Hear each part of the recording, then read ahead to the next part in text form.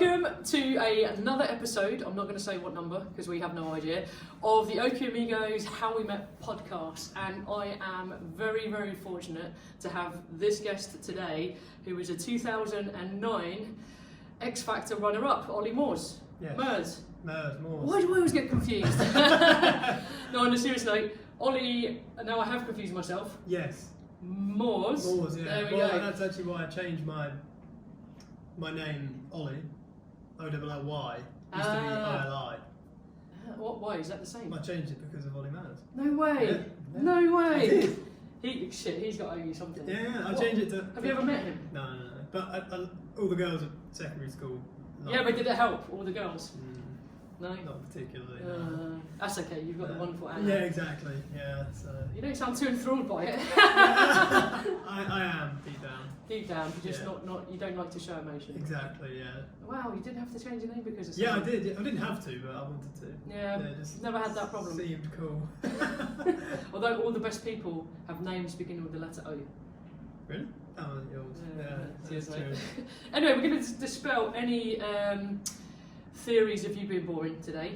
Yes. Because you keep saying you're boring and I you're do. not. You're Yeah. definitely not. But yeah, OQ Amigos, how we met. Yeah. Just trying to figure out how we actually did meet. I Yeah. think it was probably about 10 years ago. It was kind 2013-ish, maybe a bit before that. Yeah, maybe not like a direct. It was an indirect meet. Yeah. Essentially. And like I always. You kind of avoided me. No. But you know at those like track meets you have like. Yeah.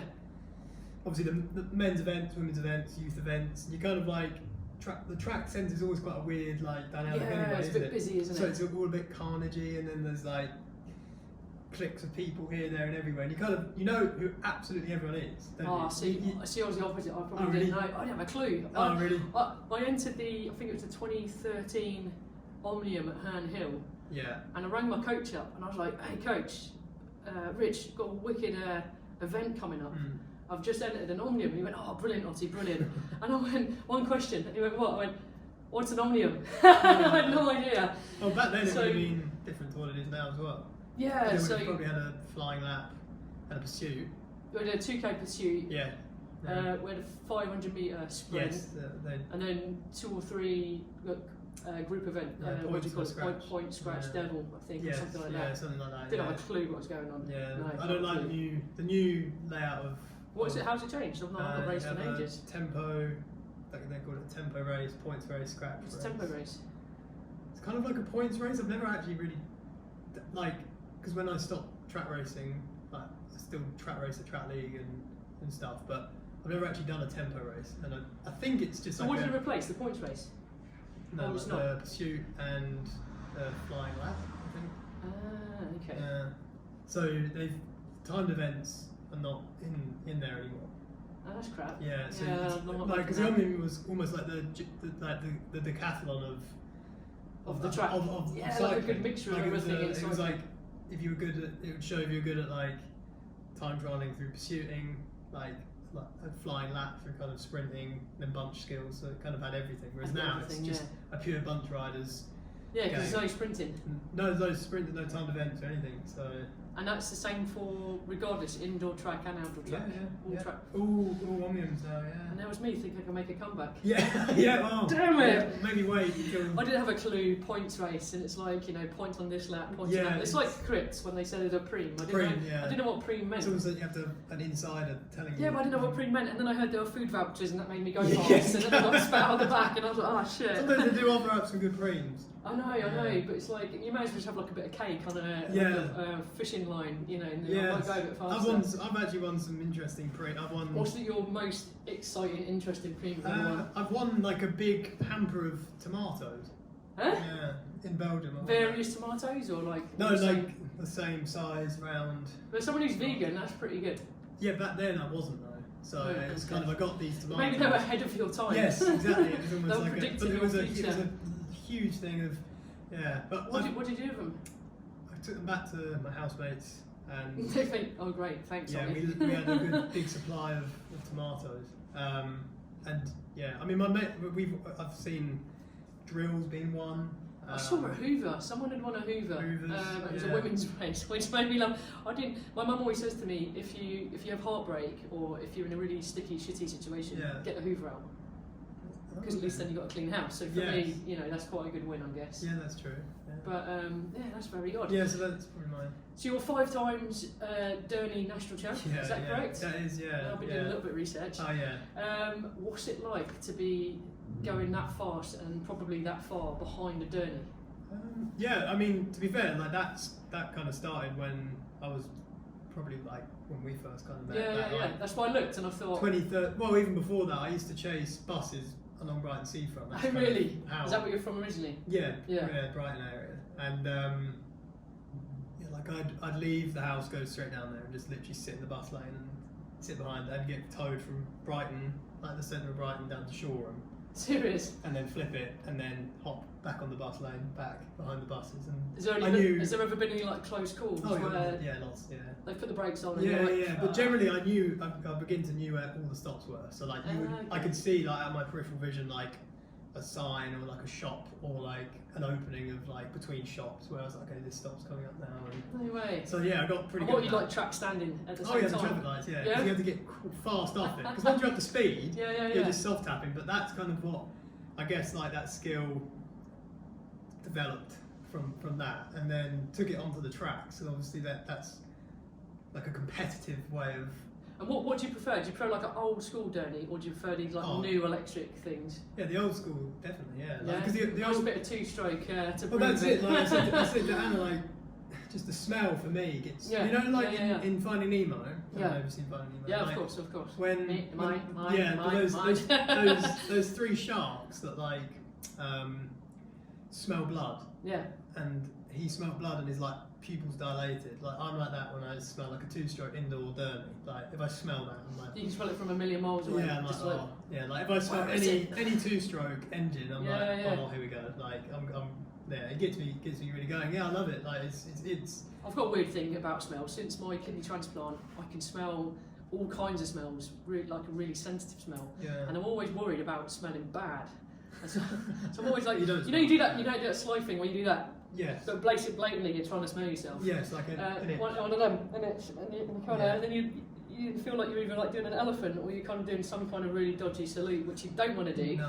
But no, like when I come in the shop, I don't find it smells or anything, and then everyone, it smells lovely. It's a mix of rubber, some kind of little air freshener, and maybe some bike stuff. And then of course you ever smell that muck off Shine? Oh, it smells very. It smells like perfume, isn't it? Get high on that. It's mega.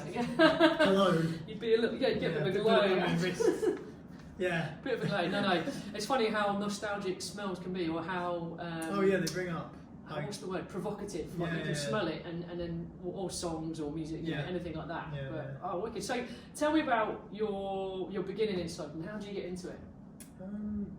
How long ago, and what inspired you to start cycling? Yeah, I think. Well, actually, it was, my dad. I guess he's always ridden. He raced a little bit when he was a bit younger, but nothing kind of to a higher level. He did like early level mountain bike races in the UK and stuff like that.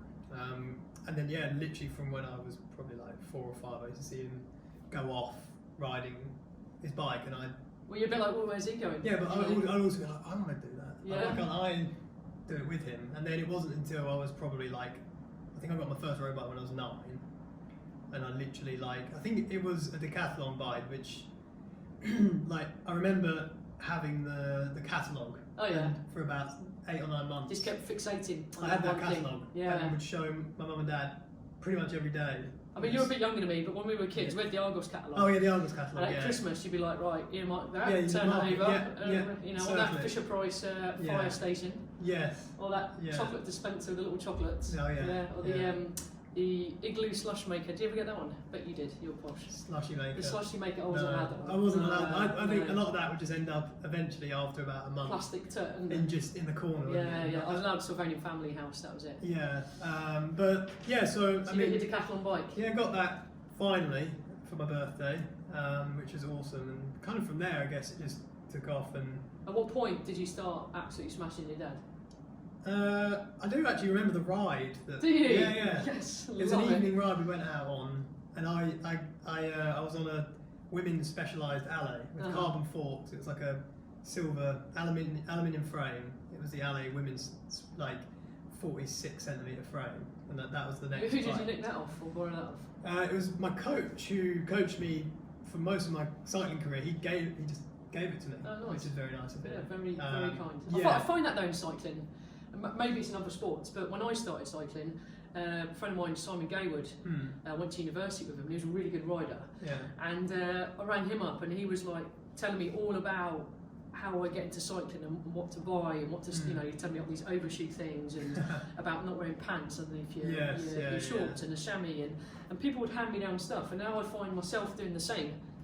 And it's kind of like you're passing it on, and you know, it boosts that, like, it's almost like that I guess belief as well. Yeah, like that, paying it forward kind of thing. Yeah, and if somebody's like giving you or helping you, like I viewed that as like I've got to, you know, show them that it's worth their that you're worth their time. You know? So that kind of gives you a bit of motivation as well. So you're riding your Specialized alloy bike. Yeah, and then just kind of, I think we do it's a classic kind of out and back we used to do off the main roads, and like beat him, and then that was kind of it. It was like you're faster than me now. What did he think?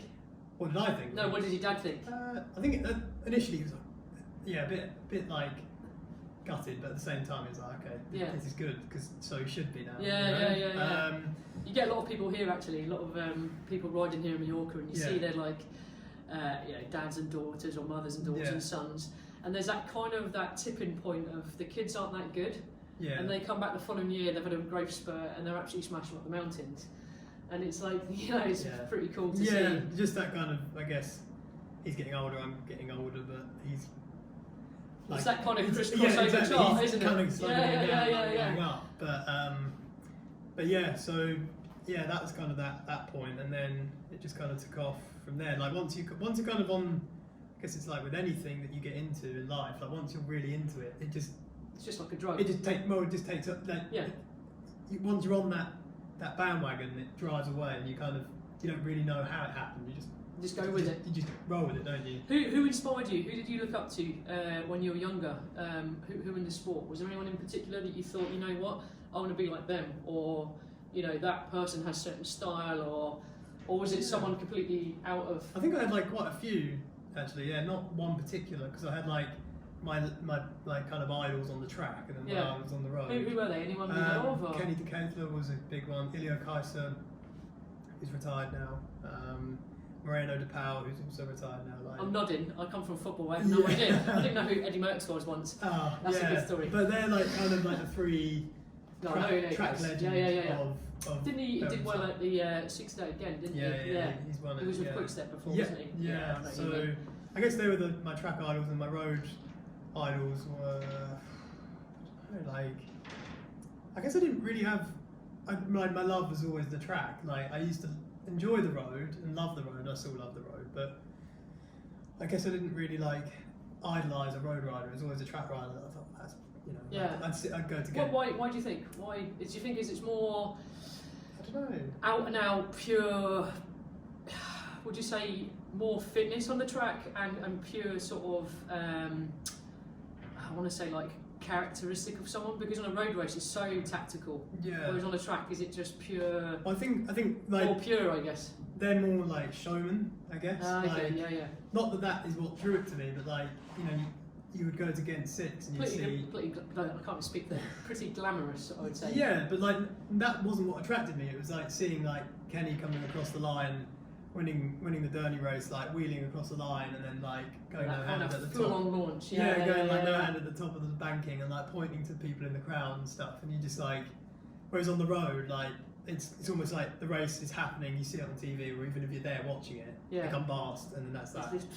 Or like they come through the finish and they don't want to, they don't interact with the fans. They kind of just have an interview with the press and and then they get their bus and then off they go. See ya. Yeah, on the track it's much more of a spectator sport, isn't it? It's one event after another event. Yeah, so I think for me, like I love that, like I guess kind of build up and then. Yeah, the whole show. It is, It's almost like a football match. You watch, the build up, and then you. Definitely. That's what I like. No, definitely. About that. Talking about the track bike then. Yeah. When was the first time you came off it because it's a fixed wheel bike?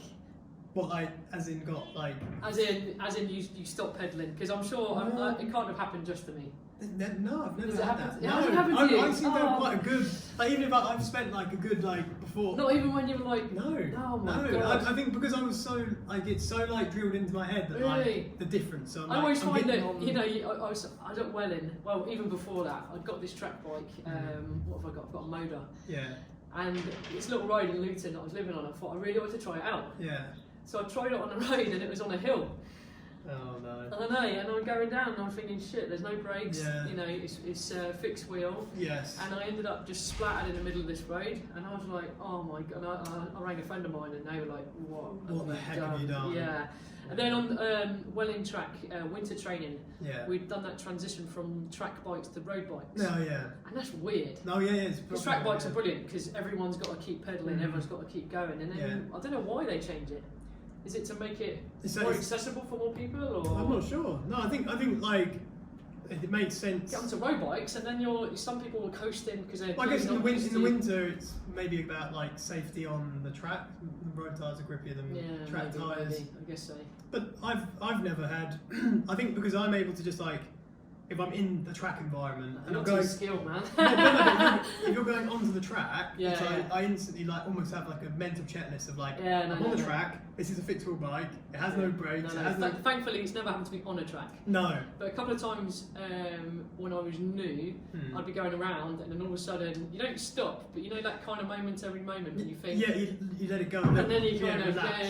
But I think because I think I was quite new to it. So. With the better I found that the better I got on the road, the less I would freewheel anyway on the road. So when I, like, it's better for cadence. But like even when I train, like if you train, me and Anna were talking about this the other day. Like if you train with pros generally, like and they're on a training ride, they're very rarely will be freewheeling. Yeah. They don't just get to a hill and go at the top and just coast the whole way down. No.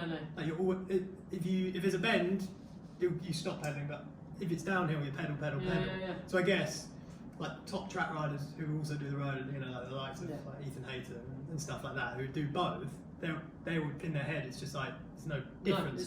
They're pedaling anyway on the road constantly, and then they get on the track. And I was just saying it to Leg this morning. I was guiding. I said, if you can, don't freewheel. You know, don't stop pedaling. Just keep going. Keep that moving because it's the only sport, isn't it, that like you can kind of cheat it, like.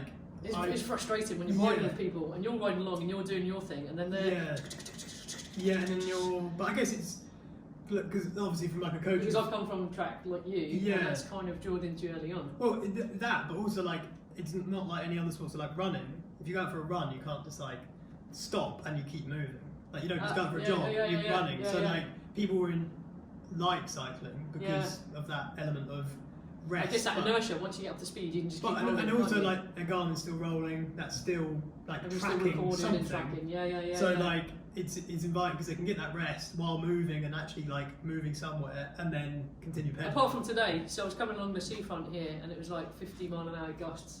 Yeah. And I was pushing, like, I don't know how many watts, and it's just like 10k an hour. We had it. We went the other way. Well, I went that way, and then I came back. Oh, we didn't come back that way. You didn't come back that way. No, we came back through. Campanette. No, we went. Did you go to mountains? Came out here, and then all the way along the coast of Alcudia, and then Alcudia back to Palencia, but through the little lanes back. Ah, okay. And then just did lots of loops around there, and then did some efforts on the Femenia Road. But yeah, no, I guess for me that's the difference between like pedaling and not. So. And so you've been a pro rider for Ribblewell Tide. Yeah, I mean I guess. And Americans, what's the American team? Yeah, Stellus Pro Cycling. Yeah, that was. Aren't they a drug company? They are. I'm sure most of my drugs are made by Stellus. Yeah, they're a huge farm. No, seriously. They are. When I was looking up earlier, I was like, yep, that's my main immunosuppressant. Yeah. It's one of the leading American pharmaceutical companies. But 2016, I got a really good opportunity. Was that? Did you have to base yourself in America, or? Yeah. So the initial plan was we moved. Me and my best mate Dan, he was also on the team the year before that, and we also had another British guy who helped me onto the team, Matt Green. Me and Dan moved in March out to America, but we found out in February that the team was folding. Yeah. So like we got to kind of, Bit it was random. like we've got enough cash until July, but after Okay. that there's no team. So I went to America in March, kind of knowing the team was already going to fold. That's a bit. Yeah, so Yeah. you get there, and yeah, that was kind of my big first foreign experience, I guess. Whereabouts in the States was it? Pennsylvania was where I was based, and lived with a teammate Jake, who I'm still lifelong friends with. Oh, cool. So some incredible memories built yeah, there. went to him and his sister's wedding as well. Yeah, Jake got married. He's got 2 He didn't marry kids. his sister? I didn't, no. Dan No, did. he didn't marry his sister. No. Because you know that's wrong, right? Yeah, I do. No. Dan Incest nearly- is not best. Dan nearly married Jake's sister though, but that didn't happen. Oh, She's now okay. married. This is all very confusing. Yeah. Anyway, after the States, did you Yeah. move to Belgium? I did, yeah. And why Belgium? That's just it's the homeland, isn't it? It really is. Of Yeah. everything. Like if you don't go to Belgium at all in your career, I just don't think you've not properly given it a crack. I think I went to Belgium when I was a kid with my mum. Yeah. And one of her many boyfriends. Mum, I know you're going to watch this, so sorry about that. And I think we went to Bruges. Bruges, yeah. Yeah, 'cause I remember having some amazing steak and some Yeah. amazing waffles. And maybe some frites. as Yeah, well. frites with the steak. Yeah. And Yeah. we went there, and then I went there for my honeymoon when I Yeah. got married, Mhm. which was obviously a disaster as well. Yeah.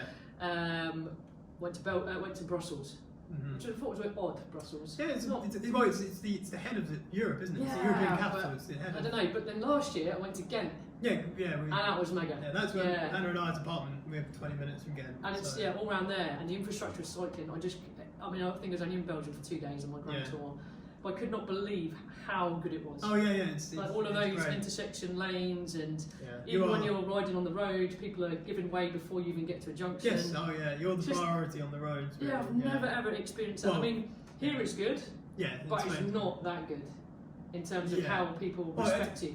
I guess I find here it's more like they're just not. It's almost like you're just like coming to a roundabout and they're like, oh, I can see you. Yeah.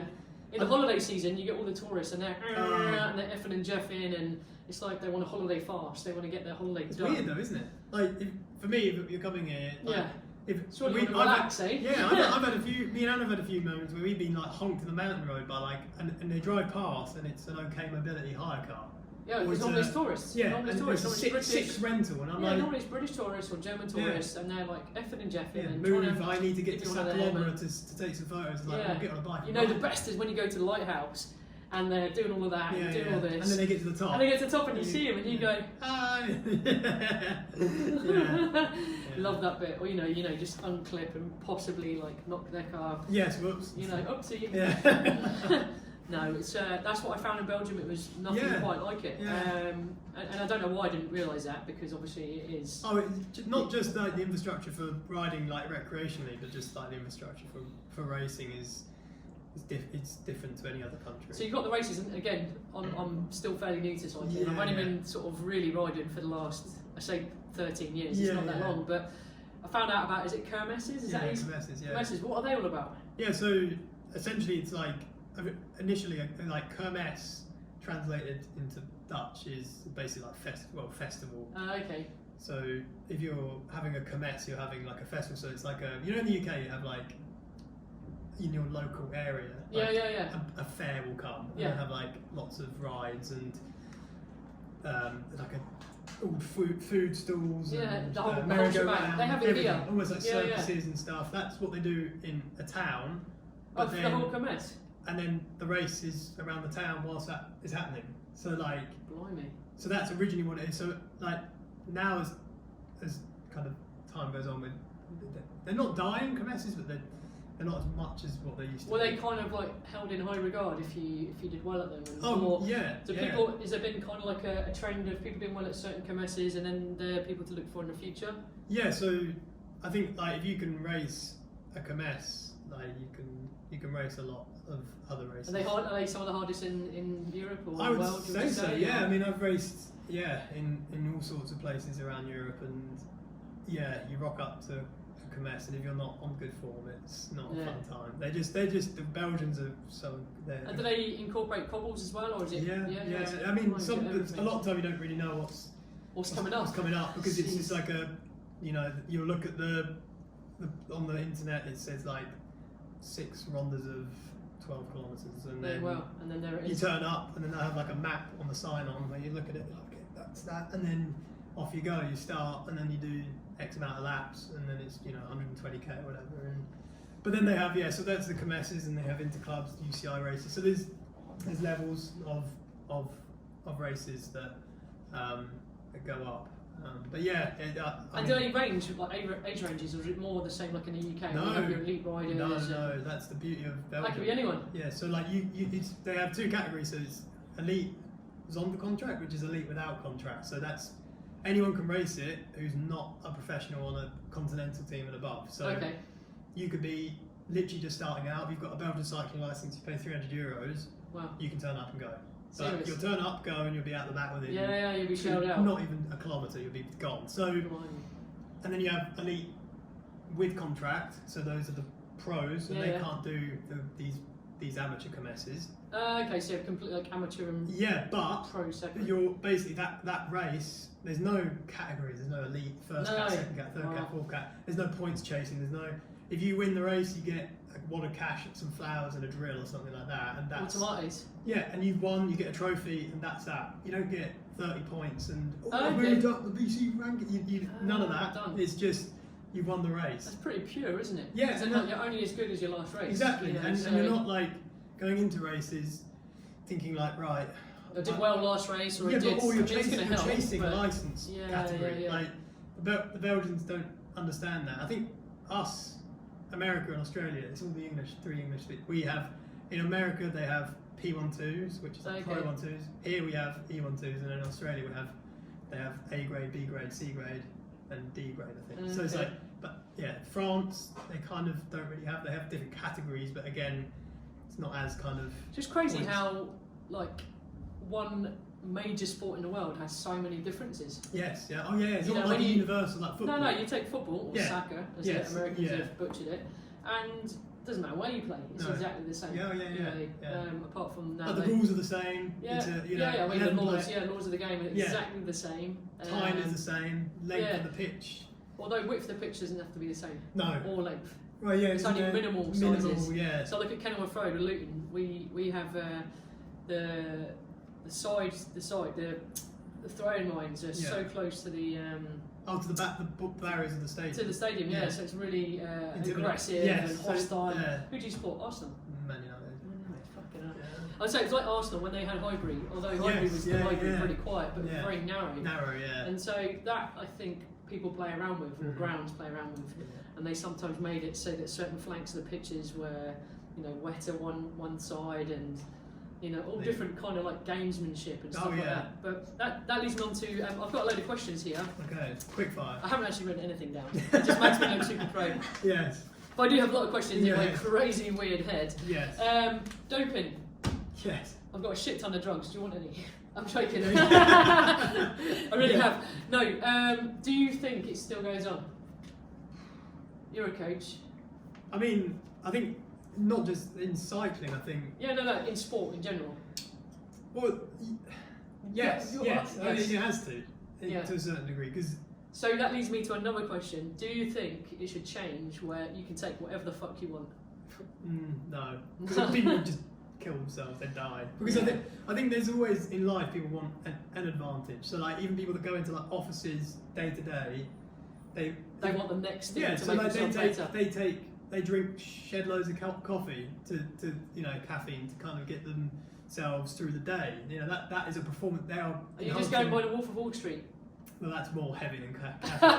But that's something else they take. But do you know what I mean? So but like they're always wanting. People want those advantages. Yeah, so people want to be the best. Yeah, it's always going to happen.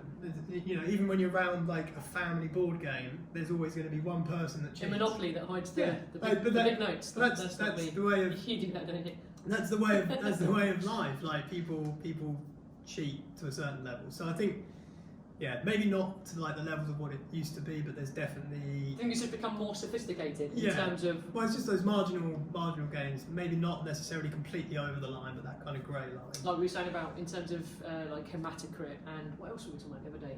And we were saying about levels. And trying to reach. If the level is here and you're naturally here, what Well, is the difference between yeah. bumping Well, is up that a the little bit? bio-passports and stuff Yeah. now can detect that? But I mean, yeah, it's gonna. Yeah, I don't think it's as black and white as like saying, you know, Especially because like 1 year caffeine is okay. exactly. Yeah, and they're changing. Water's always Are changing. they going to change orange juice next year? Do you not know that? Or well, it's like they just recently banned tramadol, which they should have done, but that was yeah. I mean, like well, it's a lot of cyclists used to take tramadol and caffeine together. yes, oh yeah, and the finishing bubbles, yeah, fuck. which is just lethal. But like, you know, there are studies that show that tramadol has absolutely no performance enhancing. Yeah, but then benefit. you've got to think to yourself if it dulls the pain.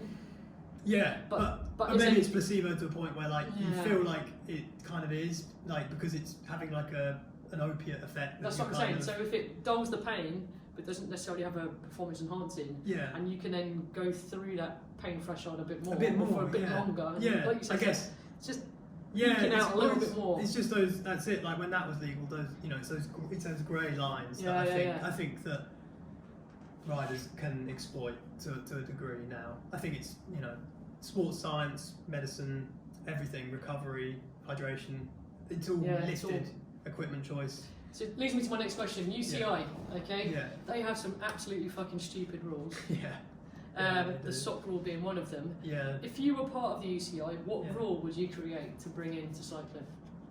What, as in like to A new make rule. it better? Or? However, I don't know, a new rule. I mean, like I say, they've brought in sock rules, which is silly. I don't know. I think one for me would be kind of away from the stupid rules, but it would be about like how the UCI creates more of a sustainable source of income for the model of cycling, because at the moment it's quite rubbish. Like, there's you essentially as a cycling team you go, we need a sponsor, and then you go, okay, cool. And until you get a sponsor, you've got nothing. Well, yeah, but also like the TV rights, you go, okay, well, can fans come and watch? Yes. Do they pay money? No. Right. So there's no ticket money, there's no revenue from revenue. that. So, and it's not like, you don't really get much merchandise, do you? no, Like in well, football, you do. you get your stadiums and you get Yes. people with the shirts on and the scarves and Pre-match. your programmes. Yeah, and you kind of have all of that, which you do have at the 6 days again. yeah, you and do, stuff, but what then you don't at a road road race. race, You no. rock up, No, you rock up and you speak see to them someone. flying past. So I think I'd probably implement some way. I don't know how. I mean, yesterday was the World Cyclocross race, and I think they had 40,000 That was nuts. fans, of which would have been paying. You know, they would have paid for a ticket, bought food, burgers, Because they're all in alcohol. one kind of and that consumer probably, area. I don't know what the income that they made there, but that probably would have paid for everything. I think that's where cyclocross were quicker to the game of getting the equal pay Equal for pay, men and women. Yeah. And that's probably why. Well, yeah, I mean, because but they they actually pay the riders contain such they pay crowd. them like big amounts of money now to come to the races. So Yeah, it's it's a few weeks, last week, week before, I was having some lunch with Helen Wyman, and again, she was one of the first people to get paid in America as a cyclocross female rider. Yeah. And by all accounts, you know, to have that kind of career, you wouldn't have had the same money in women's road racing, would you? No. But I think obviously it's impossible to like have a gate for everyone on the road. But I think it would be interesting to see how you could. I mean, I've always thought of like. So when are you going to run to work with the UCI? When can we vote for you? The UCI, I think. Yeah, I think. That's very exciting. I know, we're going to come on to that. No, I think the UCI, and I think. Do you think they're going to disband soon? No. I think they do their weird thing. They have their rules and regs. But I mean, all FIFA have the same. I was going to say, UEFA, FIFA. Like, all these people say they need to change, but it's just corruption at every level. Every level. Yeah. You know. I mean, did you watch that? Is it what was the show? It was on Netflix, and it had Brian something or another, and he was looking about doing the attack. Yes. What was it called? Icarus. There we go. And what an absolute fucking idiot, right? Mhm. So he trains for however long and then doesn't charge his DIT. Yeah. I was watching it, and it was like a Netflix show that was like 2.5 hours, and it could have been wrapped up in half an hour. Yeah. And then you got the Russian guy that then had to Well, go to America and snuck samples out of the lab and through the plug Through sockets the plug and sockets, stuff. yeah. And it kind of, when you don't think like that, it's like anything. If you're not a criminal, you don't think like a criminal. If you're not a drug cheat, you don't think like a drug cheat. But watching that, and you think to yourself, the Sochi games were so bad, and then obviously from Really, there, and London games, yeah. And then positive tests. when you think to yourself how mad an effect that then has on the athlete that came fourth, or the athlete that came second, even the athlete that came 14th. Yeah, or whatever, but they're missing that place, which then means they're then missing that sponsorship, that glory, that, you know, on their palmares or... Which is where they then, like, that's where it gets messy, because a lot of those athletes then sue other... I was reading an article that, like, for the income they've lost out on because So that's what Lance faced through like the podium spots of the tour that he got stripped of. Yeah, I mean... Other riders were going after him. But didn't they, with Lance... bless him, we love him. Not a big fan. Didn't they have to go back to like 14th place or something on the tour to find a clean rider? And I think at that time that's probably like just 14th place that happened to not have been pulled through some sort of muddy, kind of fit for a net or something. Situation. So it's crazy, isn't it? Yeah. So it leads on to my next question. I've got loads of questions going on. When I interviewed Anna, I was, I think I was a bit starstruck, to be honest. With you, I'm no longer. We're like bezies, you know. Yeah. With doping, this is a bit of a doping question. Yes. If you could have if you could have any body part, either enhanced, made bigger or smaller, or invent a new body part, what would it be? With the heart, get that. That's exactly what I was thinking. Because that is the core of endurance exercise. I was thinking this the other day. I was in the shower thinking of what questions I'm going to ask you, and I thought this was quite a good question. Yeah, it would be my heart. 100%. Yeah, get that bigger, get that stroke volume out. Get those atriums massive and the ventricles. Just pumping good amounts of oxygenated blood around my working muscles. Yeah, definitely. Because Imagine bigger like hypertrophy doesn't really do anything, does it? Hypertrophy takes ages. Or maybe potentially muscle quality would be maybe the other thing, like the quality of the muscle. Because like you see some guys and you think, oh, he's small, how's he so fast? But then like it's the quality of that muscle. But then I was seeing today as well on, I think it might have been on Twitter, they're talking about Teo Gegenhardt's power to weight ratio, whichever race he's just come second overall. Valencia, 7 and a something bit 7.4 watts per kilogram. Yeah, I think that was like that final climb up on the stage that he won. Yeah, unreal. Yeah, like, he's got some. He's always at. But then didn't you show me how long he'd been riding for over winter? Was it yourself, or it might have been Blaine actually? I think it was probably Blaine. Yeah, he'd done something like 2,800 kilometres in 4 weeks. days or something. Oh really? No, I don't know. I'm not sure whatever it was, but it was ridiculous. Yeah. So okay, bigger heart. That's what I was thinking. Good shout. Good shout. Bigger heart. Because weirdly, before my kidney transplant, I used to have to inject myself with EPO before I became a cyclist. Yes. And I kind of thought, does that actually help you? I mean, obviously it helped a lot of cyclists. Yeah. Back then it didn't help me because I was so ill. But I kind of thought, if I could get a bigger heart, more love for everybody, but more oxygenated blood. Yes. And get rid of the old deoxygenated blood as well. Yes, exactly. Pump it out. Yeah. This year you're doing slightly different things. Yes. You're back racing?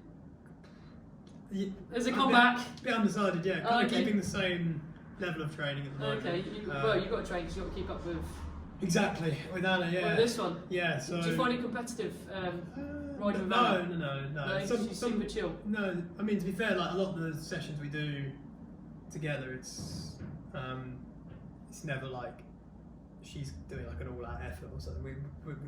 We train quite specific zones, so go out. You can never really train completely with someone, can you? Not unless you're like, I guess, identical. Yeah, unless you have like the same weight, power output, like everything's the same. Gender, everything. Yeah. VO2 max is identical, like everything's the same. So like we do sessions together and you just kind of like split off and then meet.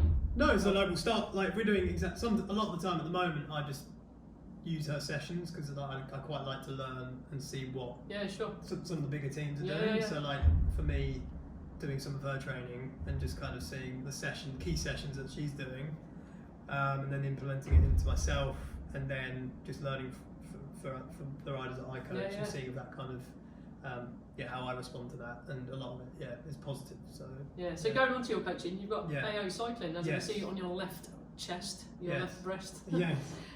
When did that start? How did that come about? So that that was launched in August last year. Yeah, so yeah, I mean for years I've had kind of like a big passion for performance and cycling, and finished my uni degree. What did you do degree in? Sports, fitness and coaching. Oh, good degree. We like so, that. Yeah, it was a good degree. I did it at the Open University, so I did that whilst being full time on the bike. Yeah, was that over like 6 years or? It was, but I did it in 5. So Oh, perfect. Yeah, Open University is brilliant. Yeah, you can kind of then pick and choose your modules, exactly, can't you? yeah, And, you know, so- speed it up, slow it down. And it was good because it had an element of the sports science and the coaching. So Yeah. it had like half of the More of a sort of a degree. broader- Yeah, yeah, whereas yeah. if I just did sports science, it would have Yeah. just had focused on purely the sports science, which is great, but I quite enjoyed. So I did a lot on like psychology. That's modules. like when I did my sport and exercise science degree. Yeah. I sort of did nutrition, psychology, more into sort of physiology. Yes. But then I did coaching as a side Okay, route for football, yeah, but that was yeah. just completely for the FA. Yeah. And then with yours, it then kind of all marries Yeah, so together, right? that finished. I graduated from uni, and then I was like, I've always wanted to move into coaching. So Anna also finished her sports science degree, and we kind of launched that together. So Oh, cool. yeah, which is good. I do every day deal with the riders, and Anna's more kind of the mentor. She's more the face of it, isn't she? I guess so. Yeah. You know what I'm like, Vogue. Yeah. Cheerleader? You're the Yeah. cheerleader. I'm the I cheerleader. asked you, do you coach? You went no. No, I don't. Did No, you she live? doesn't, she doesn't No. coach. She doesn't do any of the coaching. No, she does. But she's great for like the mentoring. So like we have a No, rider, for sure. Yeah, yeah. rider at the moment who is from Gibraltar, and she's her first ever road race was last year with Anna Oh at the wow. Commonwealth Games road race. For Gibraltar. And she finished. She actually raced really well. And now she's riding for a Spanish team Oh, who are sound. doing all of the 1.1 Spanish races in Spain. Yeah, yeah.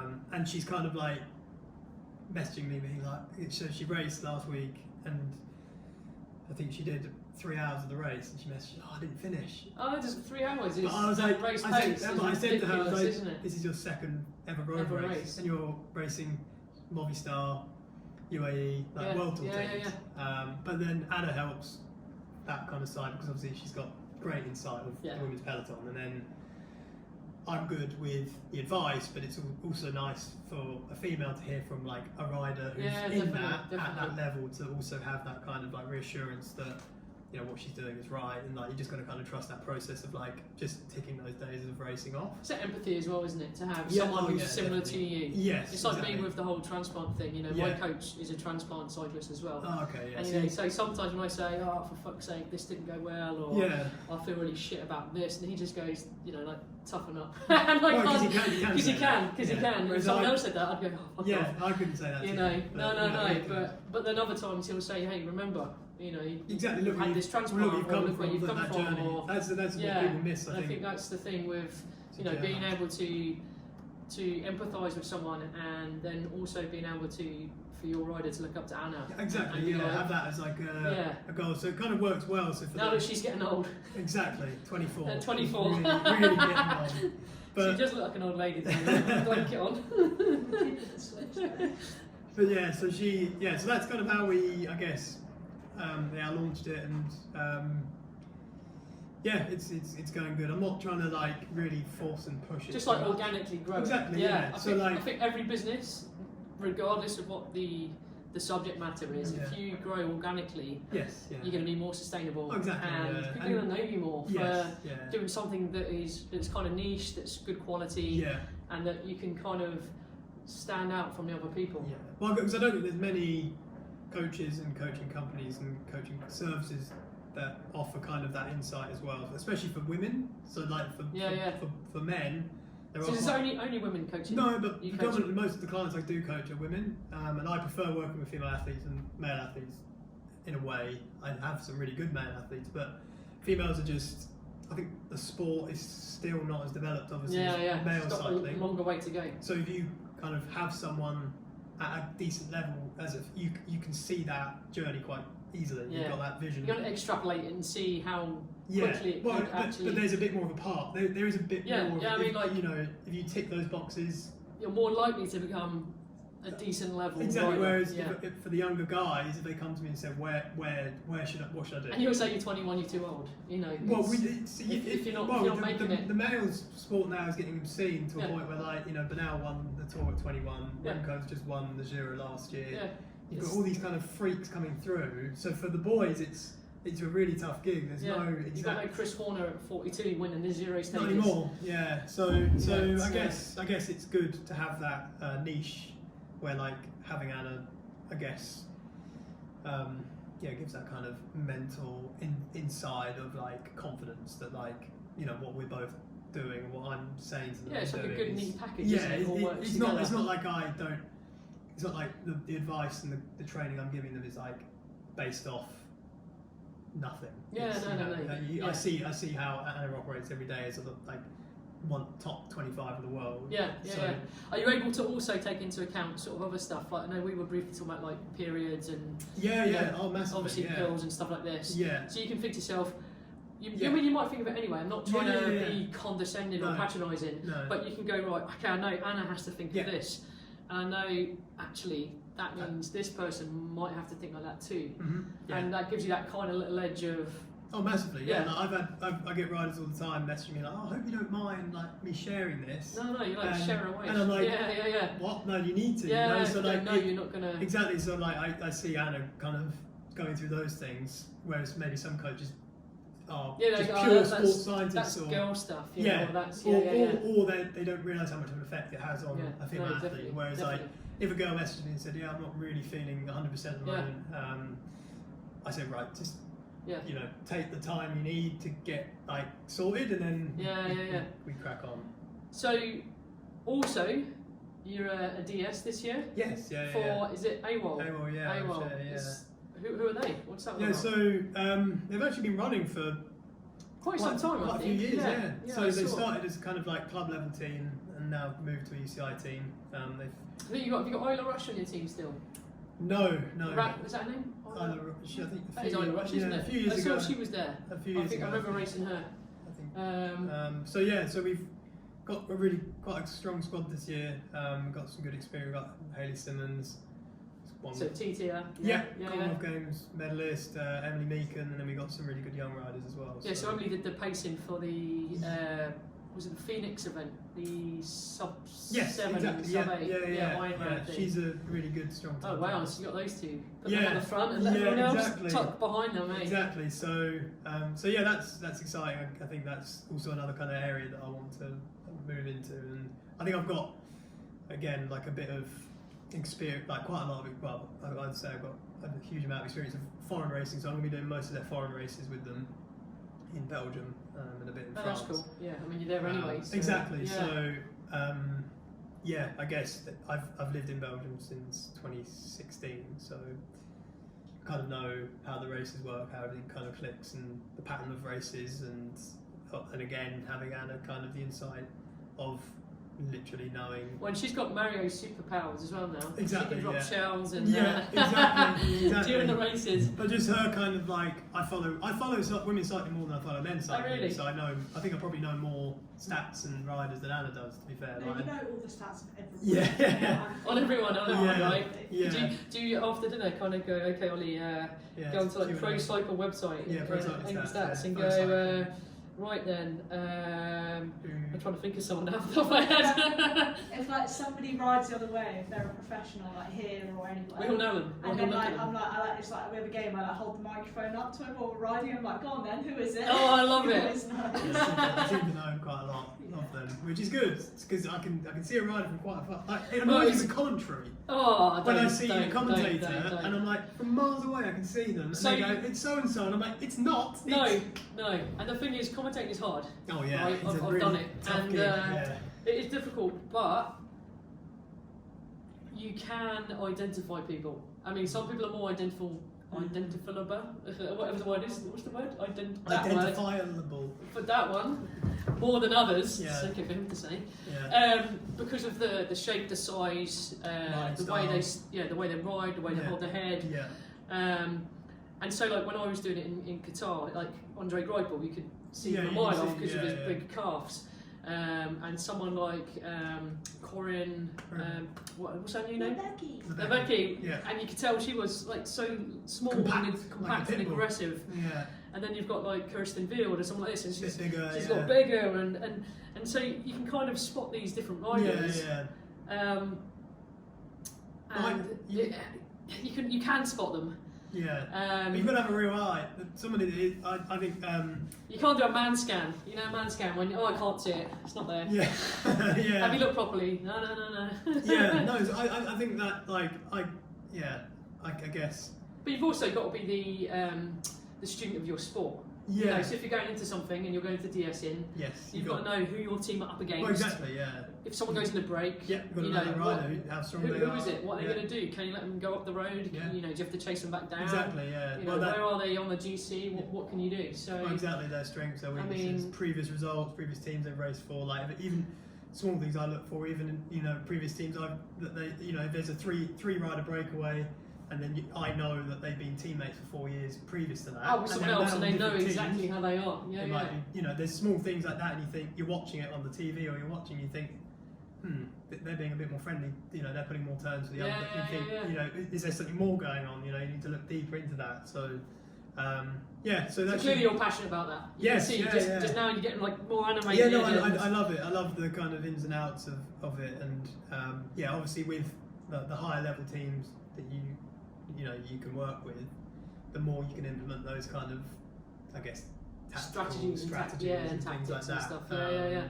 So that should be it'll be a good experience. When does that one start? So we've got our first team races, Le Salmon, which is Okay, what you saw 1.1 in Belgium. It's kind of like a prolific, kind of early. It's classed as a semi-classic. I'd say it's an early spring classic. It is, really? yeah. So it's a few days after on Pet Nieuwsblad, and traditionally, most of the teams that do Het Nieuwsblad will go to Salmon to kind of roll that form all the way through. Anna did do it in 2021, which again helps because I'm getting lots of good insight from her. I think Anna was 6th or 7th. She was in the top 10 in that race. So she kind of can give me a bit of help, and kind of that's the general trend in our calendar actually this year. Where do you see yourself in 5 years' time with AO cycling and yourself as a DS? Yeah, in 5. Hopefully by that point, I would like to kind of move. Will you have some World Tour riders as well that you've developed from amateur 3? Yeah, it depends on how you run it. So like, if I was to potentially join a bigger team, whether they'd still allow me to keep doing what I'm doing on the side, or no, but do you think you'll be able to actually develop these younger riders? Do you think there's room for female riders? I think for so. a 5-year period. Is that not I think it's just long enough? A lot of it is striking that luck, isn't it? Like the likes of an Anna coming along. Yeah. I've always said to people, like with Anna, for example. Who is this Anna you keep referring to? I know. I know. Yeah. Hey, don't say that But about yourself. you could have. While she playing on Nintendo Switch. You could have given her. You could have given. Bless her, she's sleeping over there. She's pretending to look interested. She's not. You could have given her from a younger age when she first started. You could have given her kind of any. As long as she rode a bike, she was always going to improve. So you get those athletes that naturally just. Everything is. It's like exponential. It just keeps going better and better. But and everything better. clicks. Yeah. Genetics, their ability to. It's fucking annoying, isn't it? Yeah. But even that ability to absorb training load, recover, naturally read races, be told tasks to do in races. How many people do you think there are like that? There's a lot in men's cycling and women's cycling in both. But in the percentage of there not many. Not a huge amount, and not many get seen, do they? No, and especially less so in women's cycling. There's not. They either get missed or you get to a certain point where the commitment's too much, or it's just there's more fun things. You can go out and party or have. Yeah, it's that kind of. I remember doing some or reading up on some research of. The dropout rate between 16 and 19-year-olds in sport is huge because most people or most kids are really good from a very early age, and in fact, who's the chap? Matthew Syed wrote a book. Is it Bounce? And he talked about the 10,000 hour rule. Oh yes. The guy who writes for the Guardian, and he was saying about, because you've done 10,000 hours, are you going to be better? Is it like, do you learn the skill? When actually, if you look at all of the people that are good at what they do, they all start at an early age. So Mozart started playing the piano at 3. Yes. Tiger Woods, 3 years old. The Williams sisters, 3 years old. I was trying to think who else he was talking about. And it's not that they're exceptional, it's just that they started at 3 and everyone else starts at 11.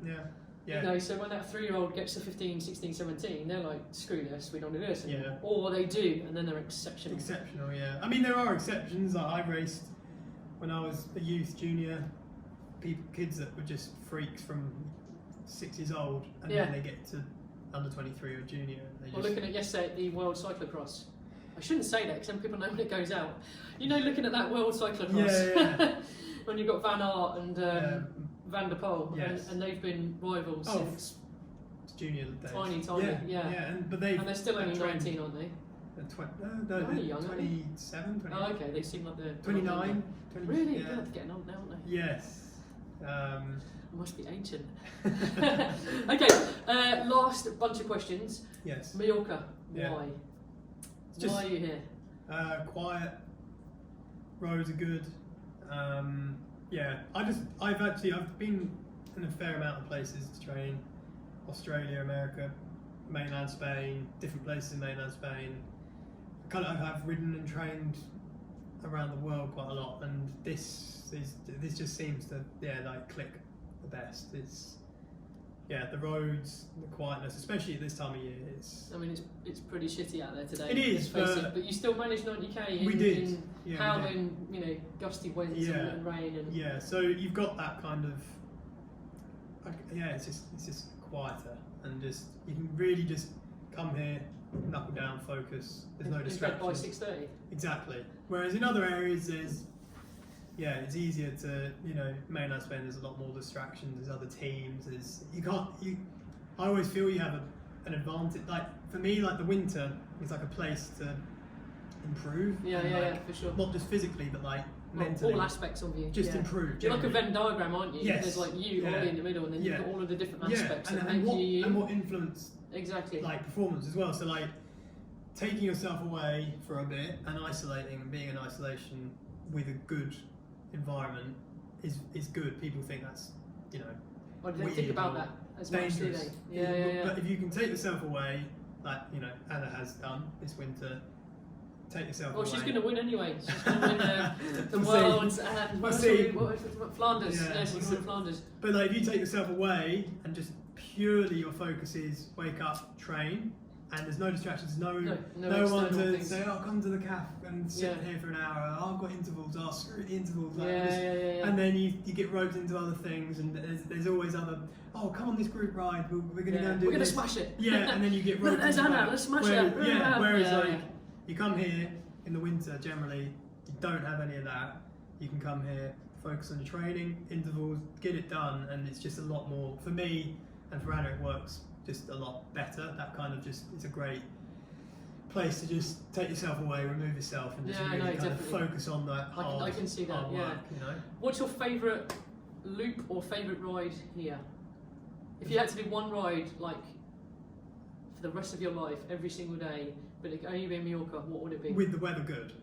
Perfect weather. Perfect. Blue sky, no wind. No, okay. No wind. I think it's a generic one, probably maybe out to Formentor and back. That is just, you can't beat it, can you? You can't, and you really can't. But then I do quite like Femenia, petrol station down, on Campanet. Ah, you prefer it that way?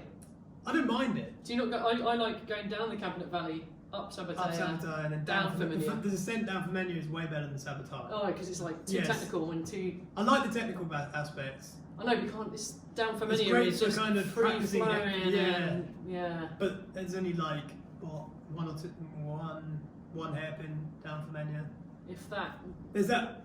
At the very beginning you've got the left. Oh, and then you've got the left right down the bottom as well. Yeah, then you've got it's a long right hairpin. It's not more sweeping descents, isn't where it? you can hold speed, but then you come off the brake slightly and you gain a lot more I love speed. it because you can see like the bay open up and you just...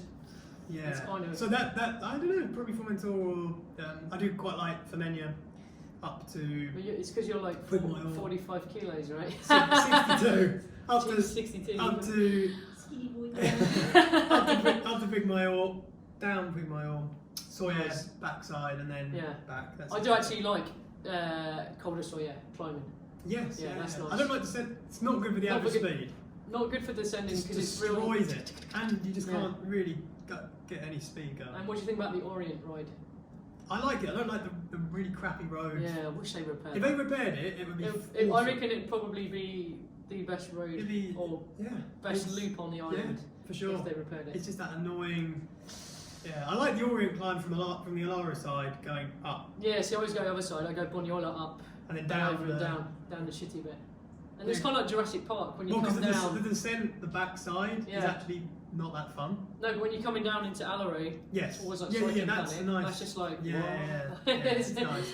Yeah. But then descending, if you come up out of Alara, up Orient, and back round, that just the Yeah, descent down is no. you can't. So it's quite thin, isn't it? Yeah, you yeah, yeah, can't yeah. really work No, it. no. And if it's busy with walkers and stuff. And goes. And goats, lots of goats. Yeah. Listen, Ollie, it's been amazing to speak Yes. to you. Thanks for having me. You were saying you didn't have anything to talk about, but I think we could sit No. all afternoon. Yeah, I think so. Yeah. Which means we get to speak to you again yes. at some point soon. Yeah. Hopefully, maybe even over. in the season sometime would be really good. Zoom Zoom podcast. yeah, I'd like to have you here. Yes. We're gonna have people on the podcast. Yes, We're gonna have true. them here in person. Yeah. It's nice to catch up with people. But it's been amazing to have you to Yes. actually get to know you a little bit more rather than in passing as you're zipping around the velodrome. And it's really good to hear that you're obviously so passionate about developing cycling as well, particularly for the girls. Yes. Because we need as much help as possible to get that kind of parity and clarity within cycling. Oh yeah, definitely. But also just that pure out and out passion, Yeah. which I don't think many people genuinely have. No. They're no. always in it for their own agenda, their own Or just- sort of, I don't know, their own Weird. motive. Yeah, Like weird. we said, there's some right fucking weirdos, aren't there? Yes. I'm looking at Anna, she is nodding. Yeah. And it's like, why? You know, Yeah. why are people like that? So to have some genuinely nice people Oh yeah, yeah. wanting to be involved in cycling. Yeah. Or just give back as well. I think. Yeah, that's what I'm saying. Yeah. Like I said, I find it goes back to sport. Is if you're a sports person, you'll always be a sports person. Yeah. But you always go back to who gave you your first pair of football boots, Yeah. who helped you with your first bike, Yeah. who helped you, and who was your first PE teacher who really Yeah. inspired you, and that I can quickly list off myself Mm. really easily. You know, Mr. Mellish in the playground at Tennyson Road Junior School who helped me learn about cricket, Mm. and you know all of these kind of things Yeah, that you know Did they fire off really kind of the serotonin that makes you smile, makes Yes. you really passionate about sport. Yeah. Yeah. And to speak to someone else has been amazing. So Yes. thank you so much, Oh, thanks for having and me. hopefully see you again very Yes. very soon with quite a few good wins under the belt of the AWOL team and Yes, AO hopefully, Cycling, yeah. Yeah, and indeed. this one as well. Hopefully Yeah. she does Miss some. Henderson. Anyway, take care. See you soon. Yes. Cheers, guys.